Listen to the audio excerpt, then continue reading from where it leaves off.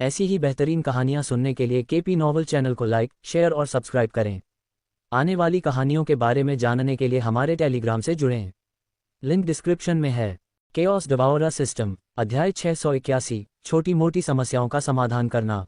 जेरस ने तुरंत अपने पैरों पर खड़े होने से पहले उससे कहा और तुरंत बाहर निकलने की तैयारी करने लगा।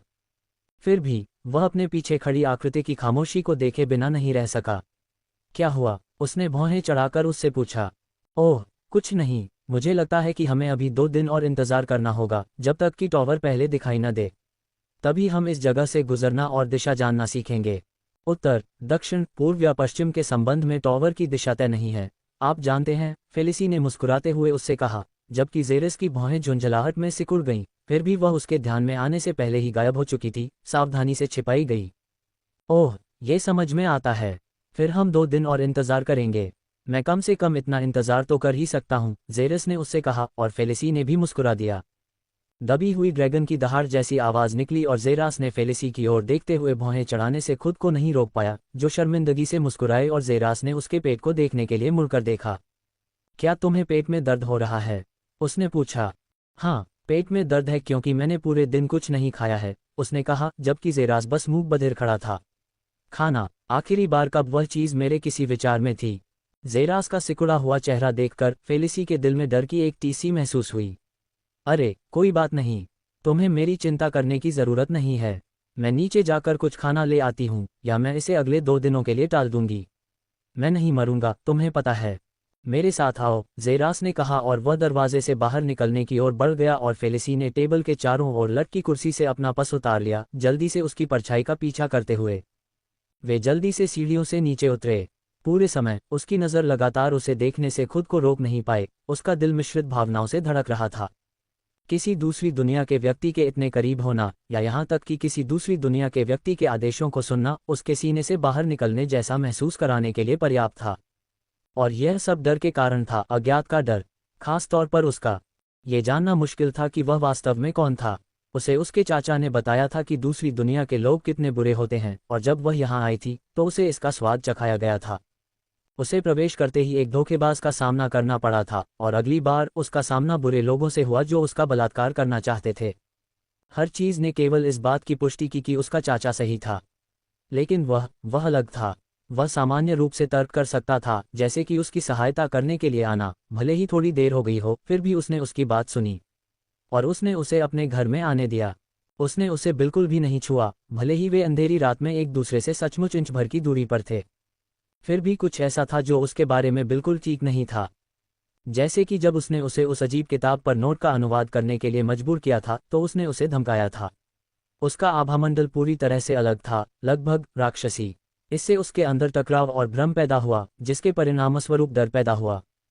क्या उसके पिता सही हो सकते थे और सभी दूसरी दुनिया के लोग वास्तव में बुरे थे? क्या उसने सिर्फ इसलिए परवाह दिखाई क्योंकि वह अपने लक्ष्य को पूरा करने के लिए उसका इस्तेमाल करना चाहता था? चुप रहो, फेलिसी, इससे कोई फर्क नहीं पड़ता कि वह शैतान है या नहीं। यह आपसी सहमति से किया जाने वाला मामला है। मुझे बस अपनी आंखों से भगवान के टॉवर को देखने की ज़रूरत है और कहानी सुनाने के लिए जिंदा वापस लौटने में भी सक्षम होना है। आखिरकार वे दोनों जंग लगी लकड़ी की सीढ़ियों को पार करने में सक्षम हुए और एक बार फिर बाहर आ गए। उस जगह का बड़ा दरवाज़ा खोलते ही फेलिसी ने गहरी सांस ली और अपने सामने का दृश्य देखा। बर्फ पर खून के धब्बे, बेहोश लाशें और जमीन पर पड़े कटे हुए शरीर के अंगों को देखकर उसका चेहरा डर से पीला पड़ गया। ये मैडन है। मेरे पीछे आओ, ठंडी आवाज़ उसके कानों में गूंजी। जब वह आखिरकार जाग गई, उसके पीछे हत्ते कदम रुक गए और वह जहां थी वहीं जड़वत खड़ी हो गई। एक भी कदम नहीं चल पाए और इसके कारण वह भी रुक गया। तुम्हें पता है क्या, मुझे लगता है कि मैं कुछ दिन और इंतजार कर सकती हूँ। बेहतर होगा जब टावा आखिरकार दिखाई दे। तो अब जब हमारे पास यहाँ कुछ भी करने को नहीं है तो शायद हम वापस चले जाएं, फेलिसी कह रही थी जब उसने बर्फ की हल्की सरसराहट महसूस की और लाश से नज़र हटाकर उसने अपने सामने देखा। उसे पाया कि वह उससे बस कुछ सेंटीमीटर की दूरी पर था, उसकी आंखों के स्तर पर आने के लिए अपने घुटनों पर बैठा हुआ था। मुझे लगा कि तुम एक जिद्दी, दृढ़ इच्छाशक्ति वाली महिला हो। मुझे लगता है कि तुम मौत को देखते हुए अपनी झूठी आभा नहीं बनाए रख सकती हो, है न? जेरास ने मजाक में पूछा और उसने देखा कि जैसे ही उसने उसके पास से गुजरने से पहले एक गहरी सांस ली, उसके चेहरे के भाव बदल गए। मेरे साथ आओ, मुझे यहाँ एक छोटा सा रेस्टोरेंट पता है, उसने उससे कहा, बर्फ में और अंदर जाते हुए। उसके हाथों ने अपना बैग कसकर पकड़ रखा था। अच्छा, यह मेरी सोच से कहीं ज्यादा तेज था। दस्तक दस्तक, दस्तक दस्तक। फेलिसी ने लकड़ी के दरवाजे पर एक अजीब लय में दस्तक दी, जो लगभग पूरी तरह से बर्फ से ढका हुआ था, और वे दोनों बाहर इंतजार कर रहे थे। जेरस की आंखें उसके सामने के घर को घूर रही थीं। क्या तुम्हें यकीन है कि यह जगह काफी है? जेरस ने थके हुए स्वर में पूछा। वे अब तक करीब 3 या उससे ज्यादा रेस्तरां से गुजर चुके थे, फिर भी फेलिसी के पास हमेशा उनसे बचने का कोई न कोई तरीका होता था। वह दावा करती रहती थी। हालांकि जेरस ने उनमें जो एकमात्र चीज देखी वह ये थी कि उनमें से ज्यादातर में दूसरी दुनिया के लोग थे। यही एकमात्र चीज थी जिसके बारे में वह अनुमान लगा सकता था कि वह चिंतित थी। दरवाजे के टकराने की आवाज आई और अचानक एक सिर दरवाजे से बाहर निकला। एक बूढ़ी औरत ने अपने चेहरे पर चश्मा पहना हुआ था। आह! फेलिसी को देखते हुए उसके मुंह से आश्चर्य की हल्की सी आवाज निकली। फेलिसी, उसने चौंक कर पूछा, जबकि फेलिसी ने हल्की सी मुस्कान छिपाए। सब कुछ कैसा चल रहा है मिसेज डम्बलडोनन?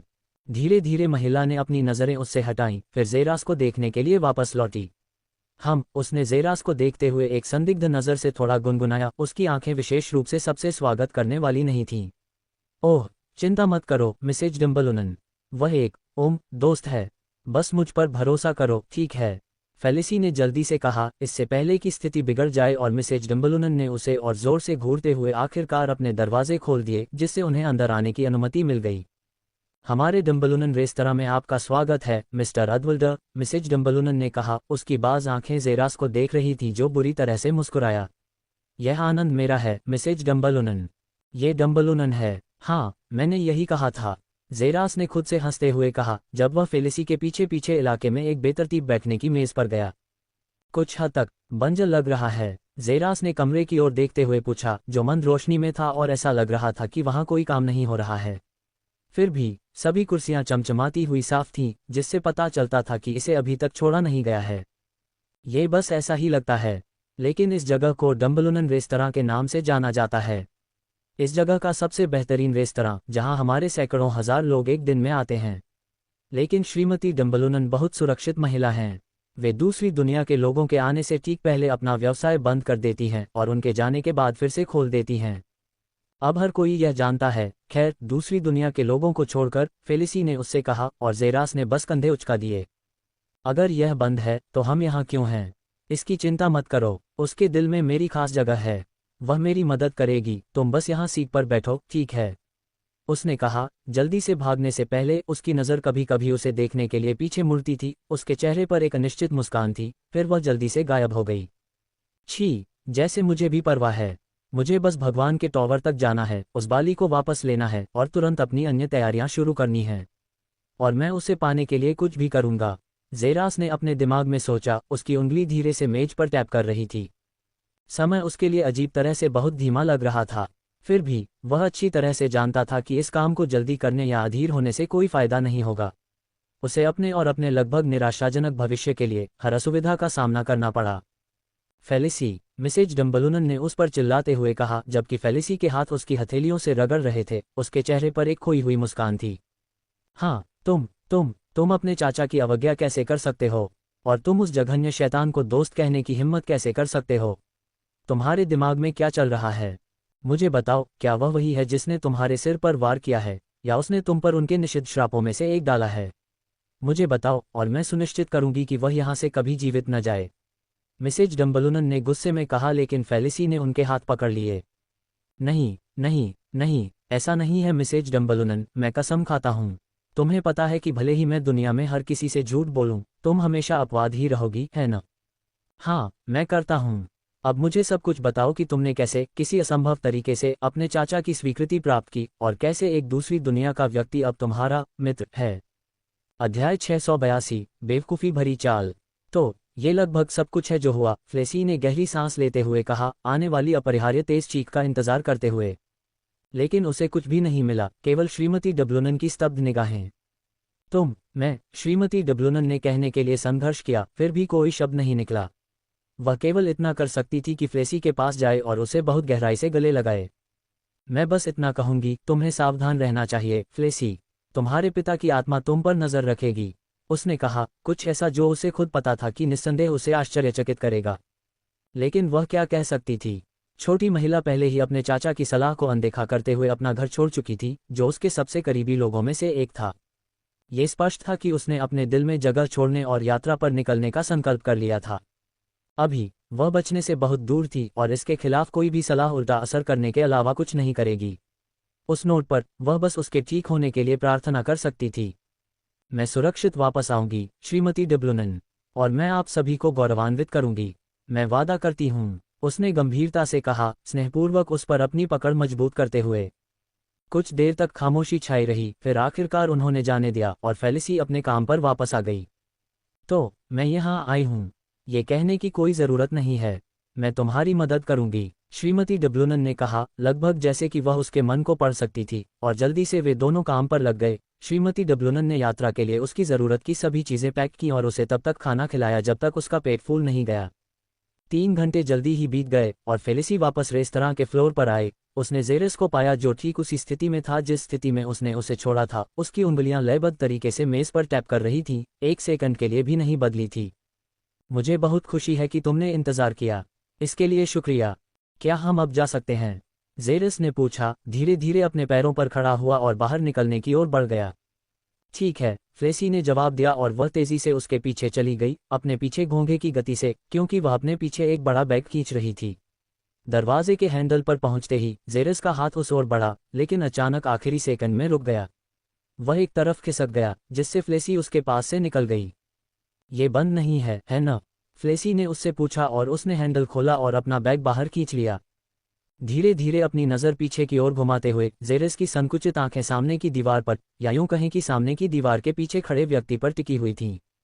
तुम भाग्यशाली हो कि मेरे पास तुम्हारा समय नहीं है, या मैं ये सुनिश्चित करूंगा कि तुम्हारी बेवकूफ़ी भरी चालबाजी के लिए इस दुनिया में दर्ज सबसे जघन्य मौत हो।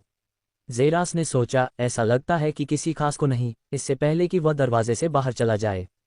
आह आह आह, दीवार के पीछे सांस लेने में कठिनाई की आवाज़ सुनी जा सकती थी, जिसे जेरास ने पहले देखने के लिए मुड़ा था, और इसका स्रोत कोई और नहीं बल्कि श्रीमती डब्लूनन थी। उनका दिल उनकी पसलियों में धड़क रहा था। वह बहुत खतरनाक है। आह आह आह, क्या तुम थोड़ा इंतज़ार कर सकते हो? ये बहुत भारी है, तुम्हें पता है। फेलिसी ने उस पर चिल्लाते हुए, अपने घुटनों पर गिरते हुए। ठंडी सफ़ेद हवा उसके मुंह से बाहर निकली। बर्फबारी तेज हो रही थी, जिससे पूरी दुनिया एकदम सफ़ेद रंग में बदल गई। उसके पीछे बैग के निशान थे जिसे वह बार बार ज़मीन पर घसीट रही थी।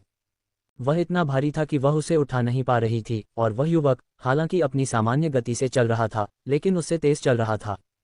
जब भी उसे लगता कि वह बर्फ में गायब हो रहा है, तो उसका दिल धड़कने लगता था। इसके परिणामस्वरूप वह खुद को बहुत ज्यादा थका रही थी, और 2 घंटे की अथक मेहनत के बाद उसने आखिरकार हार मान ली और अपने दिल की धड़कनें तेज कर दीं। कदम कदम कदम। जब जेरास ने अपनी नज़र पीछे घुमाई, तो कदमों की आवाज़ धीरे धीरे बंद हो गई। उसने कांपती और थकी हुई फेलिसी को देखा जो अब किसी भी पल मर सकती थी। वह उसके पास वापस चला गया, उसके बैग पर एक उंगली रखी, और तुरंत वह हवा में गायब हो गया। उम्मीद है कि तुम अब तक पहुंच जाओगी, उसने उससे कहा, और आगे की ओर चलना शुरू कर दिया। मैं लगभग भूल ही गई थी, फेलिसी ने मन ही मन सोचा, लेकिन जेरास को एक बार फिर गायब होते देख वह अचानक अपने होश खो बैठी। वह जो आखिरी चीज चाहती थी, वह थी भारी बर्फ में खो जाना और शैतानों के उन झुंडों के बीच वापस अपना रास्ता ढूंढना जिन्हें दूसरे दुनिया के लोग कहते हैं। जबकि भारी बर्फबारी हो रही थी, वे दोनों आखिरकार सराय में वापस जाने में सफल हो गए। लेकिन जब फेलिसी ने दरवाजे पर दूसरे दुनिया के लोगों की एक बड़ी भीड़ देखी, तो उसकी भौहें तन गईं। जिनमें से कुछ को उसने पहचाना, वे भी सराय में रहते थे और सभी बस उसके बाहर ही रहते थे। उनके होंठ चुप थे, लेकिन उनके चेहरों पर झुंझलाहट और हल्का गुस्सा झलक रहा था। सराय के सामने 2 पहरेदार खड़े थे जो भालू जैसे दिख रहे थे, सिवाय इसके कि उनके पास स्टील जैसे नुकीले फर और सींगों का मुकुट था, और हर सांस के साथ उनकी नाक से आग निकल रही थी। उनके हाथों में लाल खून से सने 2 मीटर लंबे भाले थे, और उनकी माणिक लाल आंखें भीड़ को क्रूरता और तिरस्कार के भाव से देख रही थीं। उनके पैरों के नीचे 3 अन्य दुनिया के लोगों की लाशें थीं, जो घटनास्थल पर मौजूद किसी भी व्यक्ति में भय पैदा कर रही थीं। आखिर क्या हो रहा है? फेलिसी खुद को रोक नहीं पाए, और जल्द ही उसके बगल में खड़े किसी व्यक्ति ने जवाब दिया।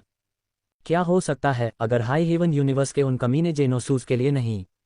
White devil race. जिस व्यक्ति ने उसके सवाल का जवाब दिया, वह तिरस्कार में बड़बड़ाया, जबकि जेरास ने उसकी बात सुनकर अपनी आंखें सिकोड़ लीं। अचानक वे सराय में आए और तुरंत सभी को बाहर जाने का आदेश दिया। उन्होंने कहा कि हम 2 घंटे के लिए बाहर रहेंगे, लेकिन अब 7 घंटे पहले ही बीत चुके हैं, और वे बिल्कुल भी हिलने से इनकार करते हैं। वे 3 लाशें वे लोग हैं जिन्होंने वापस जाने का तर्क दिया, लेकिन वे गेट को छूने से पहले ही अपने ही 2 नौकरों द्वारा एक ही झटके में मारे गए। घमंडी कमीने। अध्याय 683, ठंड से मौत। उसने घृणा से थूका जब फेलेसी ने धीरे से अपना सिर घुमाया और जेरास को देखा, जिसकी आंखें सिकुड़ी हुई भौहों वाले 2 भालू जैसे पहरेदारों पर टिकी थीं। हम बस इंतजार कर सकते हैं, ठीक है? बाकी सभी की तरह मुझे यकीन है कि वे अंदर जो कुछ भी कर रहे हैं वह बहुत महत्वपूर्ण है और वे बस परेशान नहीं होना चाहते। चलो उन्हें खत्म करने के लिए थोड़ा और समय दें, फेलेसी ने कहा। जेरास धीरे से उसकी ओर देखने के लिए मुड़ा और आसानी से इसे महसूस कर सकता था। अभी महिला दर्द में थी। उसके होंठ ठंड से जम गए थे और उसका शरीर तापमान से कांप रहा था। उसके पैर थकावट से कांप रहे थे। एक साधारण मनुष्य के लिए क्रूर बर्फ की स्थिति में लगातार 5 घंटे चलना आसान नहीं था, चाहे वे कितने भी अभ्यस्त क्यों न हों। मेरे साथ आओ, जेरास ने धीरे धीरे सभा से बाहर जाने से पहले उससे कहा। फेलेसी और बाहर इकट्ठा हुए अन्य दुनिया के लोगों की भीड़ को बहुत झटका लगा। अरे अरे, तुम खुद को मरवा दोगे, कुछ अच्छे लोग उस पर चिल्लाए, लेकिन ऐसा लग रहा था कि जेरास उनकी पुकार बिल्कुल नहीं सुन पा रहा था और फेलेसी के पास उसके पीछे पीछे चलने के अलावा कोई विकल्प नहीं था। वह जानती थी कि अब वह अपना मन नहीं बदल सकती, क्योंकि वे पहले से ही भालुओं के सामने थे। वह बस उस पर भरोसा कर सकती थी। एक और जो मरने आया है। ये नीच लोग कभी नहीं सीखते, है न? पहरेदारों में से एक ने बुरी तरह से हंसते हुए कहा। ओह, यह अपनी लड़की को प्रभावित करना चाहता है न? ऐसी चीज के लिए जान जोखिम में डालना, छी, कितनी बेवकूफ़ी है।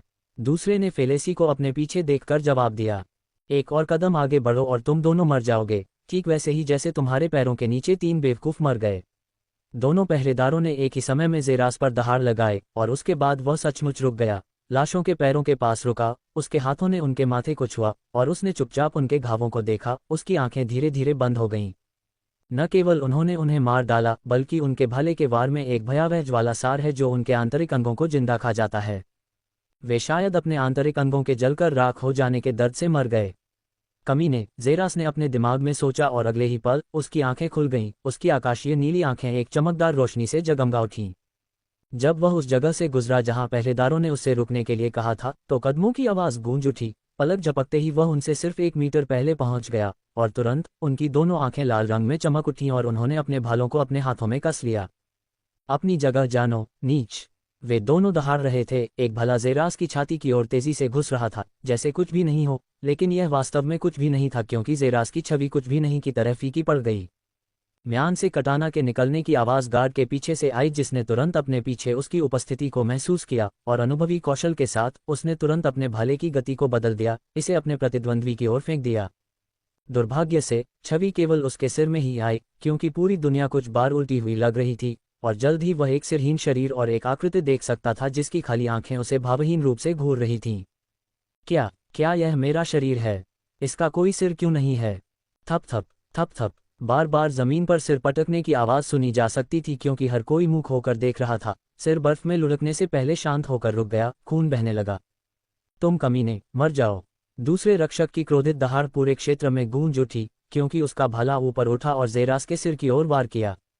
अपने कटाना को दोनों हाथों से पकड़कर जेरास ने भाले की ओर उतनी ही सहजता से वार किया जितनी वह कर सकता था। फिर भी धमाका, हवा में एक शक्तिशाली प्रतिध्वनि गूंज उठी, जिसके बाद भाला रक्षक के हाथ से दूर उड़ गया और अगले ही पल भेद गया। तलवार का ठंडा सिरा तेजी से रक्षक की गर्दन की ओर बढ़ा, जिसकी आंखों में रोशनी चमक रही थी। उसकी गर्दन पर नुकीला फर अचानक और भी बढ़ गया, किसी तरह की सुरक्षा की तरह काम कर रहा था। मेरी लोहे की शैतानी नुकीली खाल उसके ब्लेड को चकनाचूर कर देगी या कम से कम वार को रोक देगी, और फिर मैं उसके दोनों सिरों पर थप्पड़ मारूंगा और उसे नष्ट कर दूंगा। उसने सोचा, वार के लिए तैयार होने के लिए अपनी भुजाएं फैलाते हुए। फिर भी उसका शरीर अकड़ गया जैसे ही आवाज उसके कानों में घुसी। यह एक ब्लेड की आवाज थी जो मांस को चीर रही थी, क्योंकि जेरास की तलवार उसकी गर्दन में घुस गई थी, मक्खन में चाकू की तरह कांटेदार त्वचा में घुस गई थी।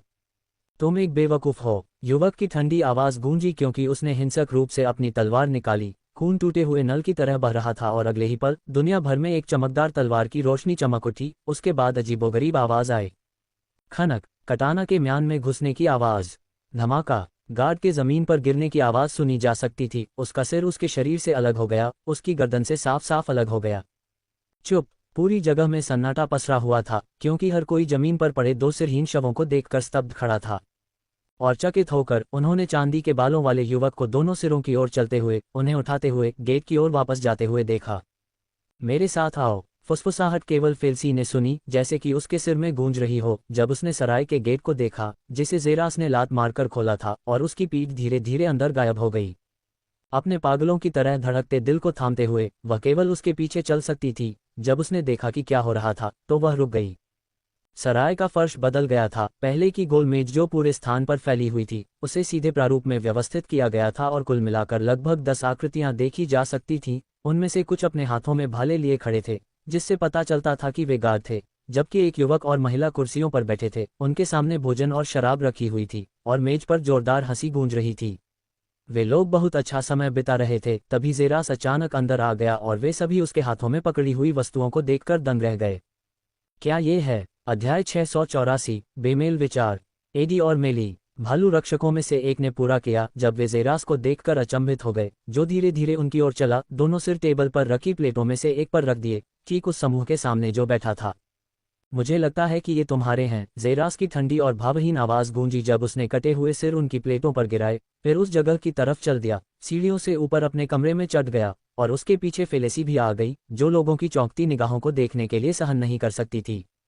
क्लिंक, घुंडी के खुलने की आवाज गूंजी जब वह परिचित घर में दाखिल हुआ। उसने अपने जूते उतारे और फिर टेबल की तरफ चल दिया, अपनी तलवार सांस लेने की तकनीक की पुस्तिका निकाली और आखिरी तकनीक को समझने की कोशिश की।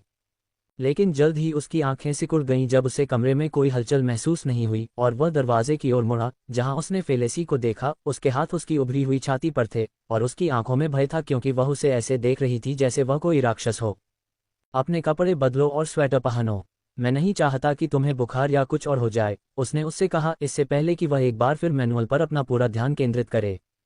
उसने उसने उन्हें मार डाला। उसने उनके सिर काट दिए और उसे एक डिश पर परोसा। वह एक ठंडा राक्षस है, एक पागल आदमी। मुझे जल्द से जल्द यहाँ से जाना होगा। उसके जैसे ठंडे हत्यारे के साथ एक कमरे में अकेले रहना सुरक्षित नहीं है। फेलेसी के अराजक विचार उसके सिर में लगातार धड़क रहे थे, क्योंकि वह दरवाजे पर खड़ी थी। उसके द्वारा बताए गए सभी बातों के बाद भी वह एक इंच भी हिलने में असमर्थ थी। ये पहली बार था जब उसने किसी व्यक्ति को अपनी आंखों के सामने मरते हुए देखा था, लेकिन सबसे चौंकाने वाली बात यह थी कि ये दृश्य कितना हिंसक था।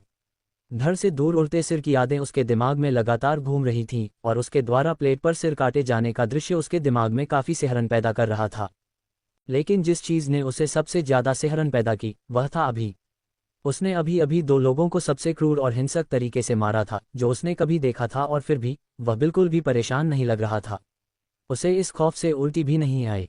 ऐसा लग रहा था कि वह किसी भी तरह की भावना महसूस ही नहीं कर पा रहा था। इससे ही पता चलता है कि वह कितना भयानक व्यक्ति था। यह कोई सुंदर युवक नहीं था, वह इंसानी त्वचा में एक निर्दयी शैतान था, एक शैतान।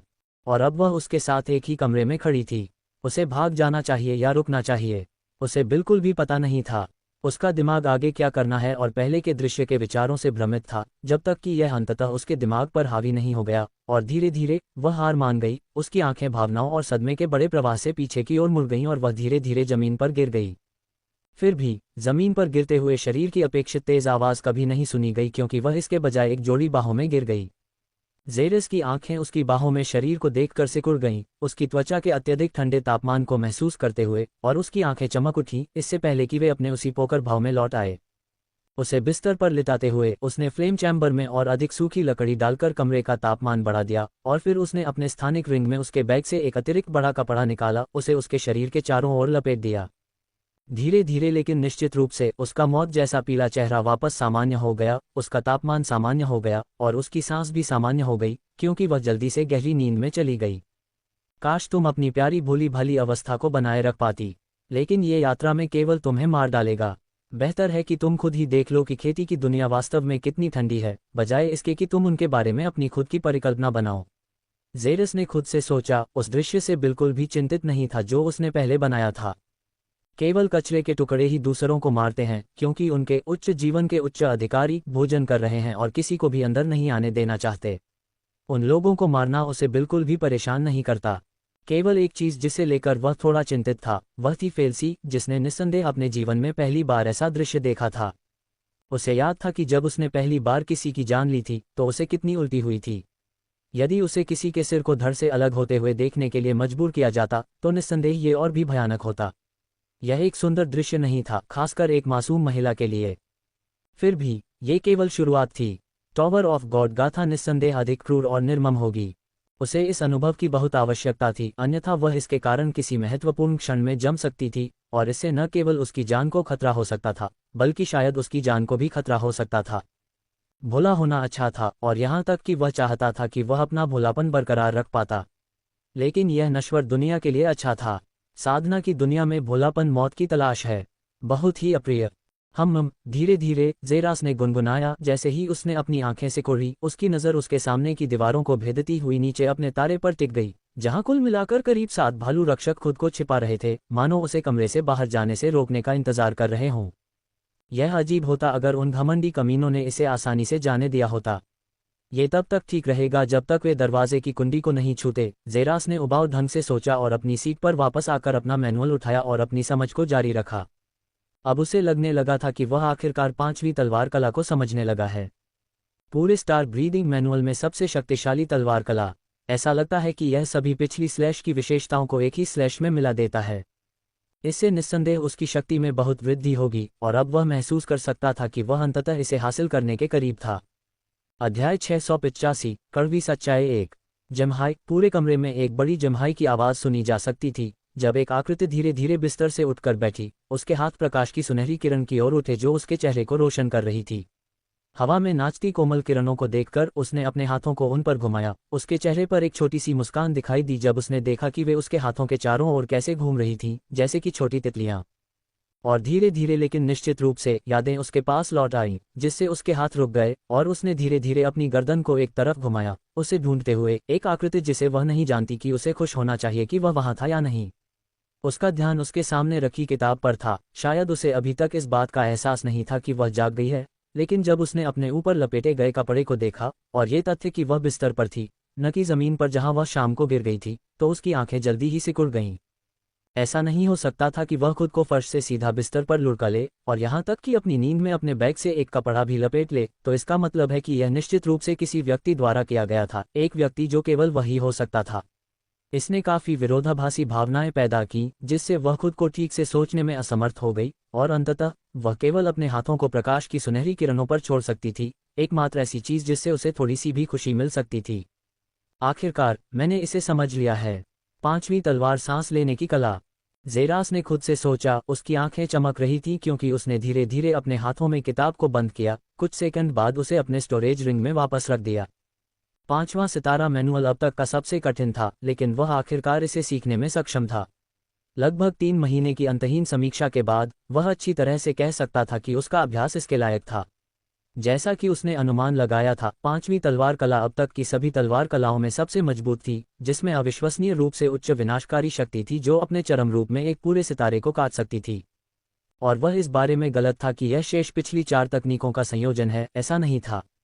यह एक पूरी तरह से स्वतंत्र तकनीक थी, जिसने उसे शेष 4 कलाओं पर पूर्ण नियंत्रण प्रदान किया और साथ ही उसे तकनीक का अंतिम किनारा भी दिया। अपने हाथों को आगे बढ़ाते हुए वह अपनी तलवार बुलाने ही वाला था कि अचानक आखिरी सेकंड में वह रुक गया। उसे अपने मन की कमी याद आ गई। जल्दी से उसने अभी इसे परखने की इच्छा को मिटा दिया, खुद से वादा किया कि वह इसे अपनी आंखों से देखने से पहले बहुत दूर नहीं होगा। अब जब मैंने तलवार से सांस लेने की कला शैली का चरम तक अभ्यास कर लिया है, तो केवल एक ही कला बची है जिसका मैं अभ्यास कर सकता हूं, वह है 9 स्टार फिस्ट कला। शायद मुझे इस तरह की और कलाओं की जरूरत है। उनका अभ्यास करने से न केवल विनाशकारी शक्ति बढ़ेगी बल्कि मेरी युद्ध क्षमता में भी मदद मिलेगी। ज़ेरास ने अपने विचारों को दूर करते हुए और धीरे धीरे अपने हाथों को खिड़की की ओर बढ़ाते हुए आवरण को एक तरफ घुमाया और सुनहरी किरणों को अंदर आने दिया। वह देख सकता था कि बर्फ गिरना बंद हो गई थी और उसकी स्थिति से सफेद बर्फ से ढकी ऊंची चोटियां देखी जा सकती थीं। सुनहरी किरणें उन पर एक भयावह रोशनी डाल रही थीं और उन्हें जितना वे दिखती थीं उससे कहीं ज्यादा सुंदर बना रही थीं। मुझे यकीन है कि कल इससे भी बेहतर दिखाई देगा, ज़ेरास ने अपने आप से सोचा, चुपचाप उस शांतिपूर्ण दृश्य को देखते हुए। जब धीरे धीरे उसके कान खड़े हुए क्योंकि उसे अपने पीछे किसी की जागृत उपस्थिति का एहसास हुआ, एक व्यक्ति जो केवल फेलिसी ही हो सकता था। ये बहुत आश्चर्यजनक है कि वह हमेशा मेरी भयावह भावना से कैसे बच निकलती है, ज़ेरास ने अपने आप से सोचा। यह उसे याद दिलाता है कि जब वह उसके बगल में बिस्तर पर चुपके से आ गई थी, तब भी वह कभी भी भयभीत नहीं हुआ था। आमतौर पर सबसे शांत हत्यारा भी अपनी नींद में ज़ेरास के बगल में चुपके से नहीं आ सकता। जब भी उसके आसपास कुछ होता, वह तुरंत अपनी आंखें खोल लेता। एकमात्र अपवाद तब होता जब वह फ्लिफी के साथ होता। शायद ऐसा इसलिए था क्योंकि वह उस छोटे लड़के पर बहुत ज्यादा भरोसा करता था, इसलिए जब वह उससे दूर चला जाता तो वह आसानी से नहीं जागता। लेकिन वह एक अजीब अपवाद थी, लगभग खुद की तरह ही किसी घूंघट से छिपी हुई थी जिससे कोई उसे दूसरों की तरह आसानी से महसूस नहीं कर पाता। धीरे धीरे उसकी ओर मुड़ते हुए वह देख सकता था कि उसने जल्दी से अपनी नज़रें एक तरफ घुमाईं, उसकी आंखें सुनहरी किरणों के साथ फिर से नाचने लगीं, फिर भी वे थोड़ी हिलती हुई दिखाई दे रही थीं। ऐसा कुछ जिसे वह केवल डर के प्रभाव के रूप में समझ सकता था। लगता है कि वह अभी भी उस पर लटकी हुई है। शाम को हमारे आने के बाद अचानक तुम बेहोश हो गई और तब से तुम सो रही हो। मैंने तुम्हारा बैग वहीं रख दिया है, अगर तुम्हें कुछ चाहिए तो, उसने कहा जब उसने धीरे धीरे अपनी आंखें उसकी ओर घुमाईं, अपनी नज़रें हटाने से पहले उसे खाली देखा, केवल सिर हिलाया। कमरे से बाहर जाने से भी बचना, वे इस क्षेत्र को कसकर घेरे हुए हैं और उनकी नज़रें इस कमरे पर हैं। मैं तुम्हारी सुरक्षा की गारंटी तभी दे सकता हूं जब तुम कभी दरवाज़ा न छोड़ो, उसने उसे सावधान किया।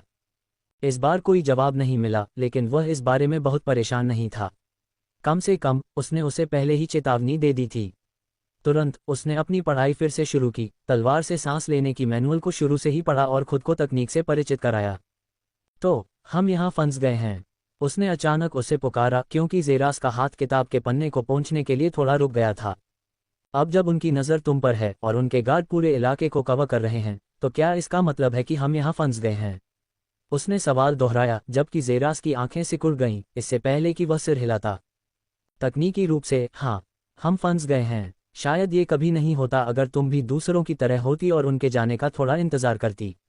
तब हमें यहाँ बिल्ली के बिल में छोटे चूहों की तरह बंद नहीं होना पड़ता, उसने कहा। जैसे ही जेरास ने धीरे धीरे अपना ध्यान उसकी ओर घुमाया, उसकी नज़र इस बार उसे घूर रही थी और फिर उसने खिड़की की ओर इशारा किया। आओ खुद ही देख लो, उसने उससे कहा। जब फेलिसी बहुत बहस के बाद उठी, उसने खिड़की की ओर देखने से पहले जितना हो सके उतना दूर रहने का ध्यान रखा। वे कभी नहीं गए। अध्याय 686, कड़वी सच्चाई 2। फेलिसी ने सराय के बाहर देखा और पाया कि लोग अभी भी वहां थे, उन्हें अंदर जाने से रोका गया था। प्रवेश द्वार पर गार्डों का एक और सेट रखा गया था, 2 के बजाय लगभग 4 गार्ड, और जमीन पर लाशों की संख्या बढ़कर 10 हो गई थी। और मुझे मत बताओ, ओह ये हमारे कारण हुआ है। यह इसलिए है क्योंकि हम इतने जिद्दी हैं कि वे जाने से इनकार करते हैं। नहीं, वे यहाँ से कभी नहीं जाने वाले थे, तब तक नहीं जब तक कि टॉवर के लिए साइन दिखाई न दे। संक्षेप में, वे उन लोगों को 2 दिनों तक लगातार बाहर रखने की योजना बना रहे हैं, जेरास ने उसे खालीपन से कहा क्योंकि उसने अपना पढ़ना फिर से शुरू किया। और आपको ये पहले से कैसे पता है? फेलिसी ने भौहें सिकोड़ते हुए पूछा। ये सरल है, अगर उनके पास वास्तव में अच्छे इरादे हैं और वे वास्तव में जल्द ही यहाँ से चले जाना चाहते हैं, तो किसी को भी मारना अप्रासंगिक होगा। उन्होंने ऐसा सिर्फ लोगों के दिलों में डर पैदा करने के लिए किया ताकि वे उसी नियति को भुगतने के डर से लंबे समय तक अंदर न आ सकें। टावर दिखने में अब से 2 दिन बाकी हैं, कोई भी अनुमान लगा सकता है कि वे टावर दिखने तक इंतजार कर रहे हैं। लेकिन क्यों? वे अपने जैसे दूसरों के साथ ऐसा क्यों करेंगे? वे अच्छे लोग नहीं हैं, फेलिसी। इस सराय में सैकड़ों कमरे हैं, उनमें से 1/4 से ज्यादा अभी तक किसी ने छुआ नहीं है, फिर भी उन्हें अपने 2 दर्जन समूहों के लिए सभी को बाहर भेजना पड़ा। इससे पहले ही पता चल जाता है कि यह सामान्य नहीं है।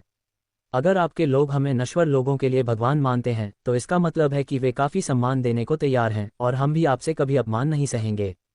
यह एक तरह की सर्वोच्चतावादी भावना है जो न केवल हम बल्कि आप भी महसूस करते हैं। वह सर्वोच्चता हम जैसे अन्य लोगों में भी मौजूद है।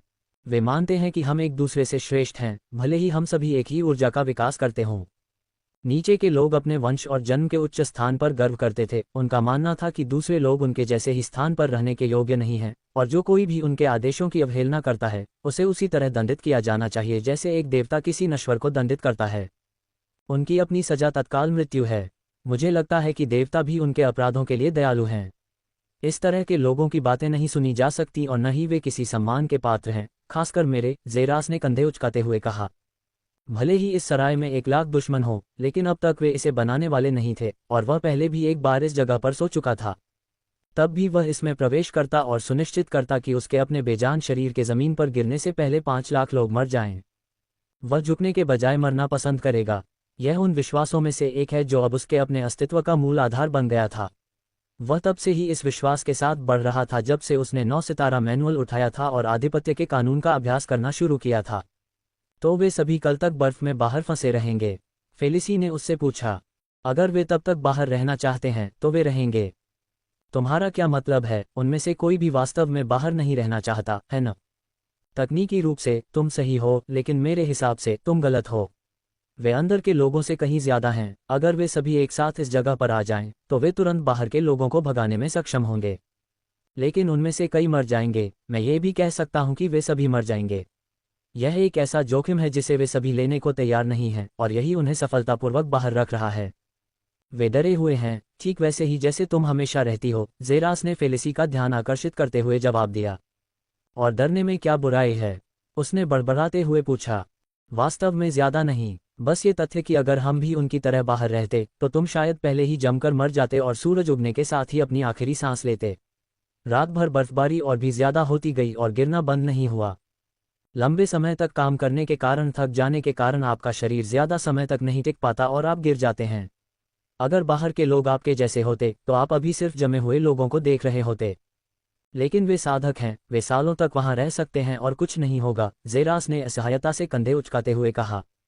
ये सच था, और यह भी एक कारण था जिसने गेट को तोड़ने के उसके विश्वास की पुष्टि की थी। ऐसा इसलिए था क्योंकि वह जानता था कि फेलिसी इतने ठंडे वातावरण में लंबे समय तक जीवित नहीं रह पाएगी। वह पहले से ही अपनी यात्रा से थकी हुई और ठंडी थी। अगर उसे पूरी रात बाहर ही फंसी रहनी पड़ी तो यह और भी बदतर हो जाएगा। वह किसी ऐसे व्यक्ति को ठंड जैसी सांसारिक चीज से मरने की अनुमति नहीं दे सकता था जिसे उसने पहचाना था, क्योंकि वह बाहर फंस गया था। क्योंकि कुछ उच्च जीवन रूप जिनके पास बाकी लोगों की तरह एक के बजाय 3 जीवन हैं, वे एक निर्बाध भोजन करना चाहते थे। तुम्हारी दुनिया। मैंने हमेशा सोचा है कि अन्य दुनिया के शब्द अद्भुत होंगे। आप सभी उड़ सकते हैं, पहाड़ों को मलबे में बदल सकते हैं, तूफान ला सकते हैं, अपनी शक्ति से पानी बदल सकते हैं, आग, पानी और बिजली को नियंत्रित कर सकते हैं। आप ये सभी वाकई शानदार चीजें कर सकते हैं। इसका मतलब ये होगा कि आपकी दुनिया खुद ही शानदार नहीं होगी, एक ऐसी दुनिया जहां आप ऐसे रोमांच पर जा सकते हैं जो केवल मेरे सपनों में ही हो सकते हैं। लेकिन ये बिल्कुल भी सही नहीं लगता। मैंने यहाँ जितनी लाशें देखी हैं उतनी मैंने अपने जन्म से पहले कभी नहीं देखी थीं। कल सुबह जब हम श्रीमती डब्लूनन से कुछ लेने गए थे तो सराय के बाहर लाशें पड़ी थीं। जब हम वापस आए तो वहां 3 और लाशें थीं। तुमने खुद ही उसके कुछ समय बाद 2 और लाशें बनाई, और अब कल की 5 लाशों से बढ़कर कुल 10 हो गई हैं। तुम सभी बहुत मजबूत और शानदार दिखते हो, फिर भी तुम में से कुछ तो चूहों की तरह मर रहे हो। और मैंने तुम्हें और बाकी लोगों को देखा है। तुम सभी जीवन को कुछ भी नहीं समझते। तुम इसे सिर्फ इसलिए लेते हो क्योंकि तुम्हारे पास इसकी शक्ति है। लगभग ऐसा लगता है जैसे तुम इसे बिल्कुल भी महत्व नहीं देते, फेलिसी ने कहा जब जेरास ने अपना ध्यान किताब से हटाकर उसे खाली आंखों से देखा। तुम्हें पता है कि मेरे पिता को मरे हुए करीब 21 साल हो गए हैं, लेकिन मेरे चाचा हर रात सोने से पहले अपनी तस्वीर पर फूल चढ़ाना कभी नहीं भूलते। मैंने उन्हें ऐसा करते हुए कभी नहीं देखा, एक बार भी नहीं। हम यहाँ जीवन को कितना संजोकर रखते हैं। मुझे संदेह है कि आपकी दुनिया में कभी कुछ होता भी होगा। आप सभी ठंडे और हृदयहीन हैं, लाशों की तरफ देखने के लिए अपनी नज़र भी नहीं घुमाते।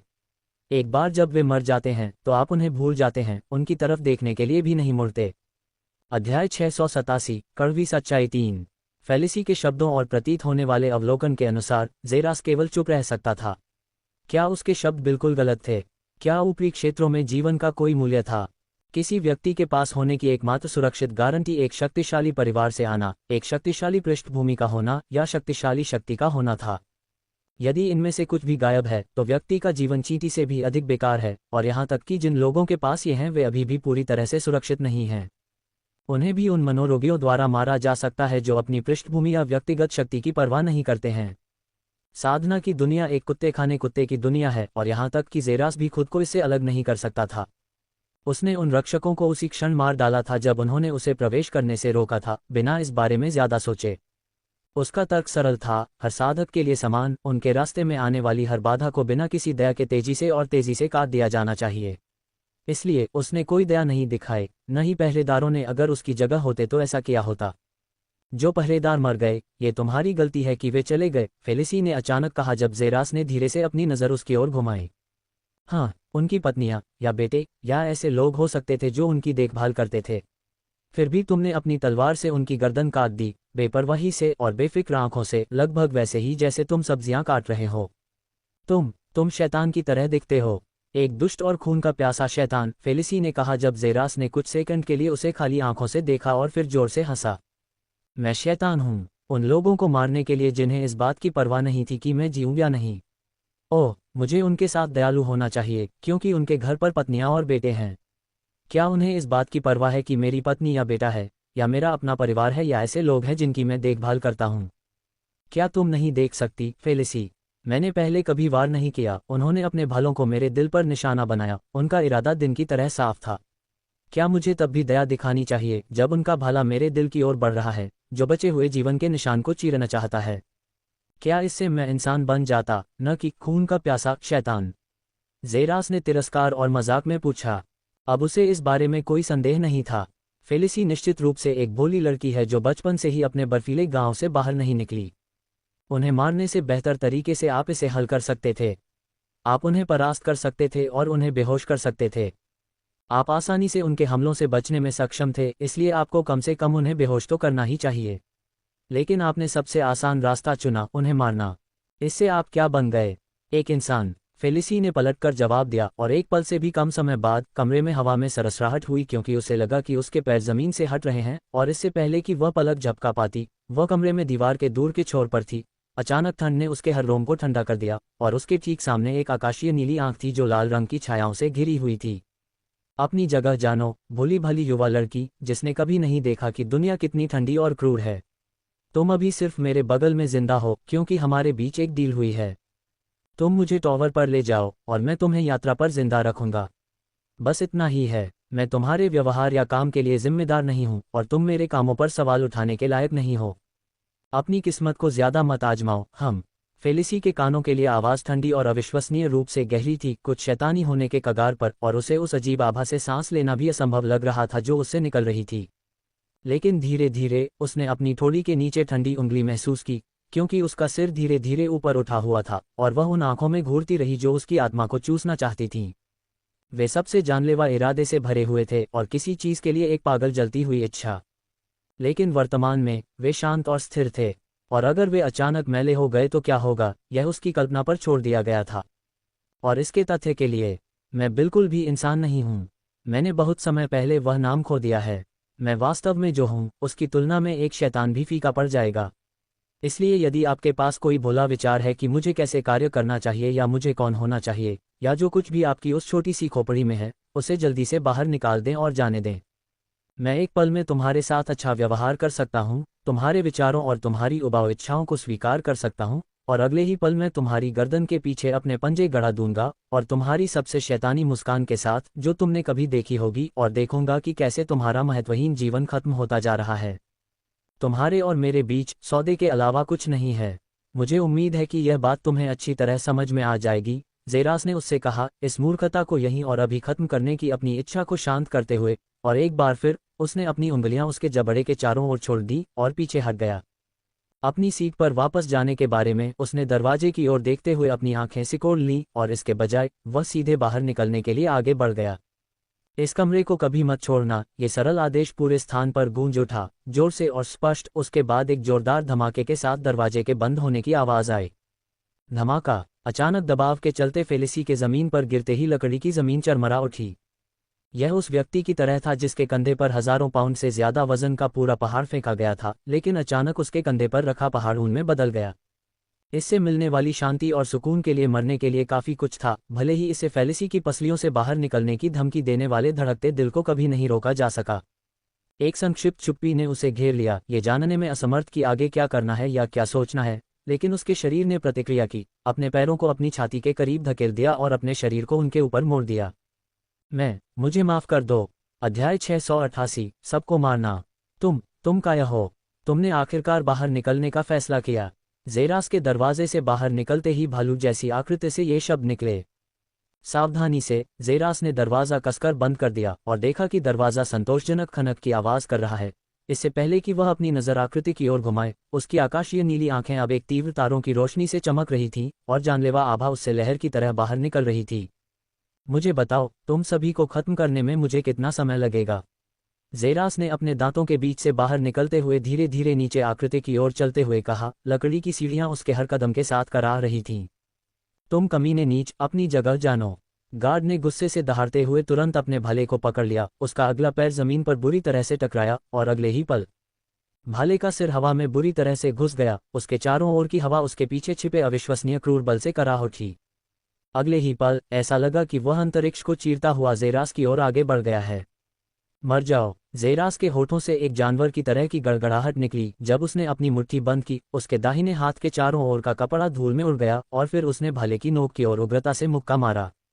टक्कर के बिंदु से ऊर्जा का एक विनाशकारी उछाल एक लहर की तरह निकला जब मुट्ठी ने भाले की नोक पर बुरी तरह से मुक्का मारा। फिर भी एक बार भी मुक्का नहीं रुका, क्योंकि यह भाले से आने वाली शॉकवेव को चीरता हुआ उस पर बुरी तरह से टूटता हुआ और उसे धातु के टुकड़ों में बदल देता है जो कमरे के चारों ओर उड़ते हैं। तुम भालू जैसा दिखने वाला गार्ड डर के मारे पीछे हट गया, क्योंकि उसने देखा कि उसका खुद का सेलेस्टियल ग्रेड हथियार एक ही घूंसे से उड़कर नष्ट हो गया है। लेकिन उसे यह सोचने का मौका नहीं दिया गया कि वह अपना अगला कदम कब उठाएगा जब बैंग, एक भूसा उसकी छाती की ओर आया जो भयानक घर्षण से लपटों में लिपटी हुई थी और यह उसकी छाती से आसानी से टकरा गई। उसके पीछे की लकड़ी की दीवार ढह गई क्योंकि उसने उसे बुरी तरह से तोड़ दिया और नीचे जमीन पर जोर से जा गिरा। उसके मुंह से आंतों और टूटी पसलियों के हिस्सों के साथ खून बह रहा था। फिर भी उसके नीचे की जमीन हिल गई क्योंकि दो पैर उसके नीचे जमीन पर हिंसक रूप से टकराए और फिर एक भूसा तेजी से उसके चेहरे की ओर बढ़ा। Bang bang bang. भूसे अंतहीन थे, हर एक भूसे उसके आंतरिक अंगों के एक हिस्से को नष्ट करने के लिए पर्याप्त था। इसने गार्ड की पीड़ा भरी चीख को दबा दिया। हाथ एक सेकंड के लिए भी नहीं रुके और लगातार 30 सेकंड तक मुक्का मारने के बाद आखिरकार यह रुक गया जब जेरास उठ खड़ा हुआ।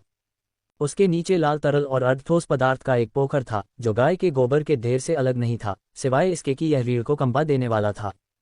गार्ड खून और गोर से लथपथ हो गया था। तुम कौन हो? सदमे की चीख बगल से आई जब जेरास की नज़र धीरे धीरे उस जगह पर गई। उसने पाया कि 2 दर्जन अन्य गार्ड सभी अपने भाले उसकी ओर तान रहे थे। उनके पीछे कुल 4 आकृतियां सफ़ेद वस्त्र पहने हुए थीं। सफ़ेद आंखें और सफ़ेद बाल के साथ सफ़ेद वस्त्र, वे उसे एक ऐसी आकृति की याद दिलाते थे जिसे वह वास्तव में कभी पसंद नहीं करता था। एल्विन, मुझे बताओ, तुम जैसे और कितने बेवकूफ़ों को मुझे मारना होगा इससे पहले कि तुम सभी को एहसास हो कि तुम असली नीच हो? जेरास ने गुस्से में पूछा जब वह अपने द्वारा बनाए गए खून से दूर चला गया और पहरेदारों की ओर चलने लगा। उसकी मुट्ठी के चारों ओर की हवा बार बार कांप रही थी, मानो आग लग गई हो, और उसकी त्वचा के नीचे सांप जैसी नसें फड़क रही थीं जो अपने भीतर अलौकिक शक्ति को समेटे हुए थीं। ये लोग रात भर उसके कमरे में बार बार घूमते रहे जिससे उसका खुद का कमरा किसी तरह की जेल जैसा लग रहा था। वह इन लोगों जैसे अनगिनत मूर्खों से मिल चुका था, इतना कि उसे उम्मीद थी कि उसकी चमड़ी इतनी मोटी होगी कि वह उनकी मूर्खता को अनदेखा कर देगा। लेकिन एक चमत्कारी शैतान त्यागी तरीके से उन्होंने हमेशा उसे गुस्सा दिलाने और उसे उन्हें मारने के लिए मजबूर करने का एक तरीका निकाल लिया था, और इस बार वह उन्हें असली खौफ दिखा रहा था। तुम जो हो? उनमें से एक पूछने ही वाला था कि उसकी आंखें चौंक कर चौड़ी हो गईं क्योंकि उसने देखा कि उसके सामने खड़े एक गार्ड की छाती में से एक हाथ फट गया है। और फिर आखिरकार आवाज ने खुद को उस हरकत से पकड़ लिया जब जेरस ने धीरे धीरे अपना हाथ गार्ड की छाती से बाहर निकाला, जो उलझन और पछतावे के साथ जमीन पर गिर गया, यहाँ तक कि वह सिर के बल गिर गया और उसकी आंखों से जीवन जल्दी ही निकल गया। जरा की हथेली से किसी और की नहीं बल्कि दिल की धड़कन की आवाज आ रही थी और उसने उसे उस बेवकूफ सफेद एलियन पर फेंक दिया जो उससे उसका नाम पूछ रहा था। मैं कौन हूँ? जब मैं तुम्हारा दिल निकालकर तुम्हें सीधे नरक में भेज दूं तो तुम शैतान से पूछ सकते हो। जेरास ने घोषणा की और अगले ही पल वह गायब हो गया, दूसरे गार्ड के सामने प्रकट हुआ और उसके चेहरे पर मुक्का मारकर उसे सराय से बाहर फेंक दिया। मस्तिष्क पदार्थ और खून हवा में उछलने लगा और आखिरकार स्तब्ध गार्ड को जगाने में कामयाब हो गया। तुम किसका इंतजार कर रहे हो? उसे मार डालो। एलियंस ने गार्ड पर गुस्से में दहाड़ लगाई, जो तुरंत गुस्से में दहाड़ने लगे। सभी ने जेरास की ओर अपने भाले बाहर की ओर तान दिए। मर जाओ। धमाका, विनाशकारी ध्वनि और आभा की शक्तिशाली लहर सराय के बाहर गार्ड को सचेत करने के लिए पर्याप्त थी, जो तुरंत अंदर भागे। उनकी आंखें भय और डर से चौड़ी हो गईं क्योंकि वे कमरे में बनी खून की छोटी नदी और प्रतीत होता है कि विक्षिप्त आकृति को देख रहे थे, जिसकी मुठ्ठियां बादलों की तरह लग रही थीं, जो अनियंत्रित रूप से लाल तरल पदार्थ बरसा रही थीं। बुरी तरह क्षत विक्षत शवों से दूर हटते हुए उनकी ओर बढ़ते उसके हर कदम से ऐसा लग रहा था मानो कोई सीधे उनके दिलों पर चल रहा हो। अध्याय 689, उत्कृष्ट कलाएं। कदम कदम कदम। जब वे जेरास को उनकी ओर बढ़ते हुए देखते थे तो कदमों की लय सभी के दिलों में गूंजती थी। उसके हाथ उनके ही खून से सने हुए थे और हर कदम के साथ धीरे धीरे जमीन पर टपक रहे थे। अब उसे खत्म करो। तुम्हारे पास जो कुछ भी है उसका इस्तेमाल करो, सफेद एलियन में से एक ने खड़े हुए बाकी 4 गार्डों से कहा। जेरास, जो आगे कदम बढ़ाने में सक्षम था, एक जगह पर रुक गया और चुपचाप इंतजार करने लगा। गार्डों के चेहरों पर अनिच्छा के भाव देखे जा सकते थे, फिर भी उनकी भौहें सख्त हो गईं, अगले ही पल जेरास के पीछे लाशों के ढेर को देखते हुए। धमाका, उनके शरीर से उग्र लाल मैना की एक शक्तिशाली लहर निकली। हवा उनके चारों ओर उग्र रूप से चटकने लगी जबकि अंतरिक्ष ने खुद ही इसे मोटे तौर पर भूनने की आवाज जारी की। दहाड़ दहाड़ दहाड़ दहाड़ दहाड़। चार गड़गड़ाहट की आवाज़ें सराय के इलाके में सुनी जा सकती थीं, क्योंकि चार भालू जैसे रक्षक तुरंत ही और भी ऊंचे हो गए, अपनी पिछली 2 मीटर की ऊंचाई से सीधे 3.5 मीटर की ऊंचाई पर पहुंच गए, जिससे जेरास एक छोटे बच्चे की तरह लग रहा था। उनकी आंखें बुरी तरह से जल उठीं और उनके हाथों में भाले शक्तिशाली लपटों में बदल गए, जो धीरे धीरे जलते हुए भी हवा में एक रीढ़ को ठंडा करने वाली आभा छोड़ रहे थे। वे दायरे के प्रभाव को तोड़कर बाहर निकल गए। जेरास ने मन के जंगली उतार चढ़ाव को देखते हुए अपनी सांस के नीचे बड़बड़ाया। एक बार जब वे सभी इस दायरे में प्रवेश कर गए तो उनके मन कोर तुरंत बंद हो गए। जेरास के लिए भी यही कहा गया, और उनके लिए केवल एक ही चीज सुलभ थी, वह थी उनकी शारीरिक क्रूर शक्ति। लेकिन उसके ठीक पहले चार भालू रक्षक अपने ऊपर दायरे के प्रभाव को तोड़ने में सक्षम थे। उन्होंने अपनी असली साधना को पुनः प्राप्त कर लिया था। तुरंत ही उनकी आभा अविश्वसनीय स्तर तक बढ़ गई, जिससे वे निस्संदेह उस जगह पर मौजूद लगभग सभी लोगों से कहीं ज्यादा शक्तिशाली हो गए। मर जाओ। एक ही समय में पूरे इलाके में हिंसक दहाड़ गूंज उठी, जब भाले उनकी हथेलियों में घूम रहे थे और उन्हें कसकर पकड़कर और बेरहमी से छेदने से पहले हिंसक चूषण बल छोड़ रहे थे।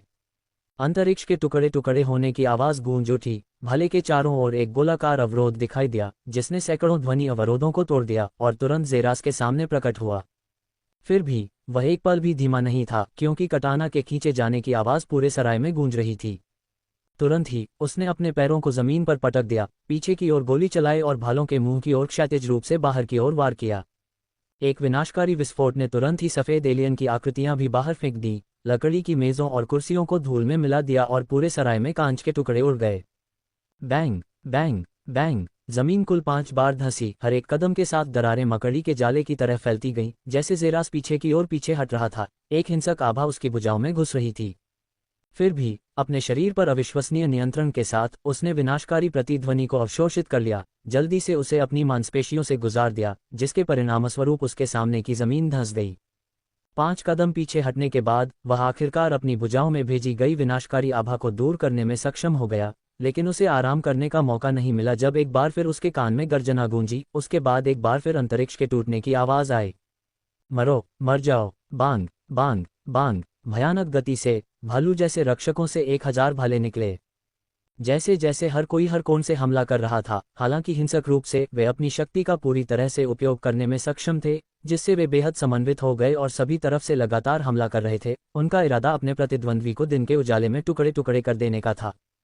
फिर भी जितना अधिक युद्ध बढ़ता गया, उतना ही अधिक चारों रक्षक हैरान और हैरान होते गए। जेरास कभी 1 इंच भी नहीं हिला, कभी अपनी एक ही स्थिति से नहीं हटा, एक बार भी पलक नहीं झपकाए। उसकी आंखों में थोड़ी सी भी भावना या पहचान की झलक नहीं दिखी। उसके दोनों हाथ हजारों प्रेत बन गए थे, जो इतनी तेजी से वार कर रहे थे कि वे इतने उदात्त और सुंदर लग रहे थे। ये खुद देवताओं के हाथों की तरह था। उसके नीचे की जमीन टुकड़े टुकड़े हो गई, उसे जमीन में और भी ज्यादा धंसा दिया। फिर भी वह एक अडिग स्वर्गीय पर्वत की तरह था, जिसे 1000 भालों से भी नहीं हिलाया जा सकता था। कैसे? वह ये कैसे कर रहा है? सिर्फ अपने शरीर की शक्ति से। उसका शरीर कितना मजबूत है, उसकी इंद्रियां कितनी तेज हैं, वह अपनी भुजाएं इतनी तेजी से कैसे हिला सकता है? यही विचार हर पहरेदार के दिमाग में चल रहा था जब उन्होंने जेरास को उनके हर एक भाले के वार को लगातार रोकते हुए देखा। उनमें से कोई भी उसके पहरेदार से बचकर नहीं निकल पाया, 1 भी इंच भी नहीं। वह बहुत तेज और कुशल था, और जब पहरेदार कभी कभी अचानक अपनी गति बदल देते थे तो ऐसा लगता था जैसे वह पहले से ही भविष्यवाणी कर सकता था। आसानी से उनके छिपकर किए गए हमलों को नाकाम कर देता था और दूसरों को रोकने के लिए बिना रुके रुकता था। और जो डरावना था वह ये नहीं था कि वह ऐसा कर सकता था, बल्कि वह तरीका था जिससे वह ऐसा कर सकता था। उसकी निगाहें अविचल थीं, उसकी आंखें रात के अंधेरे समुद्र की तरह शांत थीं। असंभव, असंभव। वे इस पर कभी विश्वास नहीं कर सकते थे, भले ही उन्होंने अपने जीवन शक्ति का उपयोग करके उनके मान को छीनने के क्षेत्र के कानूनों का विरोध किया हो। वे अभी भी अपने सामने खड़े युवक की बराबरी नहीं कर पाए। यह अविश्वसनीय था, यह असंभव था। ध्यान लगाओ। अचानक यह आवाज किसी और की नहीं बल्कि उसी की थी, और अगले ही पल उन्होंने देखा कि वह थोड़ी दूर आगे बढ़ा और हवा में गायब हो गया। उनकी भाले की छवियां केवल प्रेत मृत तृष्णाओं को चीरती हुई निकल रही थीं।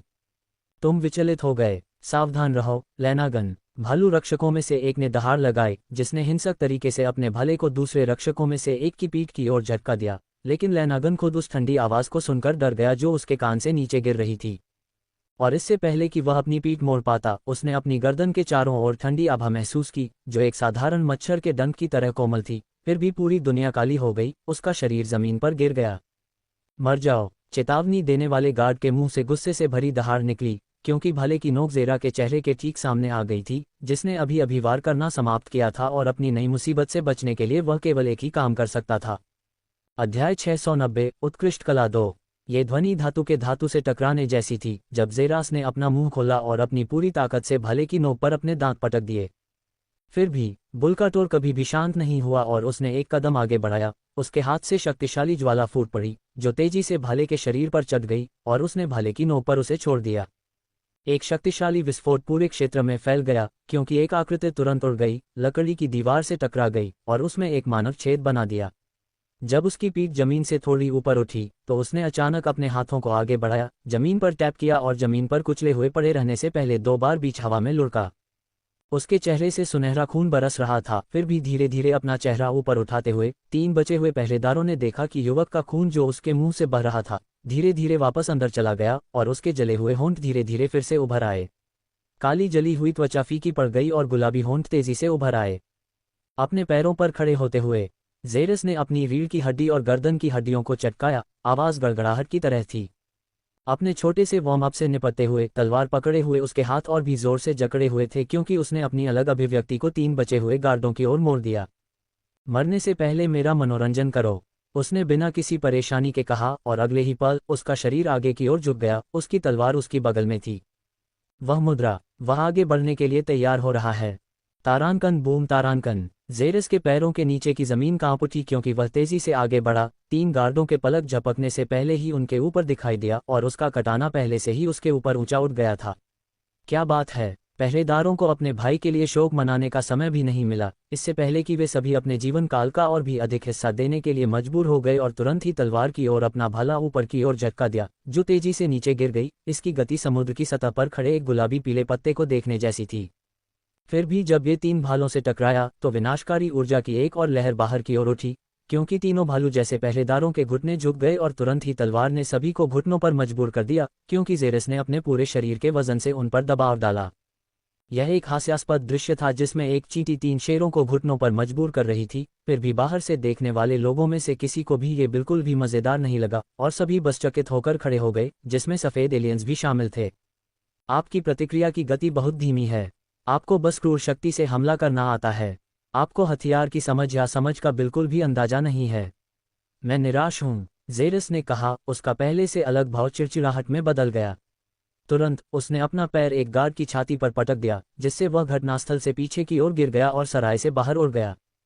तलवार का विरोध करने वाले 3 खंभों में से एक के चले जाने के बाद 2 बचे हुए गार्ड तुरंत भ्रमित हो गए, जिससे वे दोनों जमीन में और भी गहरे धंस गए। ज़ेरास ने दबाव में कमी का फायदा उठाया और अपनी तलवार को उनके भालों पर दबाया और फिर उसे हवा में ऊपर धकेलने के लिए इस्तेमाल किया। एक गेंद की तरह हवा में घूमते हुए वह 2 बार घूमा और उस पल के भीतर सभी ने देखा कि कमरे में अचानक एक तारे की तरह सफ़ेद रोशनी की एक चमकीली चमक दिखाई दी। ज़ेरास के अपने पैरों पर उतरते ही धीरे धीरे सीधे खड़े होने पर कोमल लैंडिंग की आवाज़ सुनी जा सकती थी। जमीन पर कुछ टपकने की आवाज़ गूंजी और पूरे इलाके में सदमे की चीखें गूंज उठीं। तारानकन धमाका, तारानकन धमाका। बेजान दोनों गार्डों के शरीर जमीन पर गिर गए। उनके आधे सिर तुरंत कट गए थे। फिर भी ये कट इतना चिकना था कि उनके मस्तिष्क का बचा हुआ आधा हिस्सा कभी बाहर नहीं निकला। बहुत ज्यादा खून बहने के बजाय खून धीरे धीरे बाहर निकल रहा था, जिससे उन्हें सबसे सुंदर कट दिखाई दे रहा था जो उनमें से किसी ने कभी देखा था। धीरे धीरे अपनी तलवार को अपनी आंखों के पास उठाते हुए ज़ेरास ने उसे देखा। उसकी आंखों में ठंडी रोशनी चमक रही थी। वे बच गए। एक बुद्धिमानी भरा फैसला, उसने खुद से सोचा, और अगले ही पल उसने अपनी तलवार को किनारे की ओर खिसकाया और फिर धीरे से उसे अपने कटाना में वापस डाल दिया। संतोषजनक स्लिंक को सभी ने सुना जब उन्होंने ज़ेरास को धीरे धीरे मुड़ते हुए देखा। उसकी अलग थलग निगाहें उन सभी को स्कैन कर रही थीं जो उसने अभी अभी किए गए नरसंहार से अप्रभावित थे। जमीन पर गंदगी साफ करो, उसने सीढ़ियों पर चढ़ने और दूर की ओर बढ़ने से पहले अपनी ठंडी आवाज में आदेश दिया। आखिरकार हम अंदर आ सकते हैं, कुछ अन्य दुनिया के लोगों ने कहा जब वे सभी सराय में वापस आए। जल्दी से गंदगी को अच्छी तरह से साफ कर दिया गया। बाहर बर्फ के नीचे दबी लाशें और खून के विभिन्न छींटे या तो जल गए या पोंछ दिए गए। जल्दी से सराय के बाहर इकट्ठा हुई भीड़ जल्दी से वापस अंदर चली गई और सराय के आसपास का छोटा सा शोर और दबाव हवा में गायब हो गया और सब कुछ सामान्य हो गया। तारानकन दस्तक तारानकन, तारानकन दस्तक तारानकन, तारानकन दस्तक तारानकन। जेरिस के हाथ दरवाजे के हैंडल की ओर बढ़ने और उसे खोलने से पहले लकड़ी के दरवाजे पर दस्तक की आवाज़ सुनी जा सकती थी। इससे पहले कि वह अंदर जा पाता, उसे पहले से ही तेज कदमों की आवाज़ सुनाई दे रही थी और बिस्तर पर देखने वाला कोई और नहीं बल्कि फेलिसी थी, जो गहरी नींद में लग रही थी। लेकिन जेरिस को बेहतर पता था। अपनी सीट पर जाने से पहले उसने थोड़ा सा उपहास किया। ऐसा लग रहा था कि फेलिसी ने भी पहचान लिया था कि उसे पकड़ लिया गया है, क्योंकि जेरिस को देखते ही उसकी आंखें धीरे धीरे खुलीं। तुम वापस आ गए? तुम कब आए? उसने पूछा। वह सच में सो रही थी और उसके बाद जेरास ने भौहें ऊपर उठाईं। तुम्हें पता है कि मैं तुम्हें दूर से सुन सकता हूँ, है न? खिड़की की तरफ तुम्हारी सारी छोटी छोटी भाग दौड़, उसने उससे कहा। उसे आसानी से बता दिया कि वह पहले क्या कर रही थी। मुझे दोष मत दो। अपने सिर के ठीक नीचे इतनी जोरदार हलचल होने के बाद कौन सो सकता है?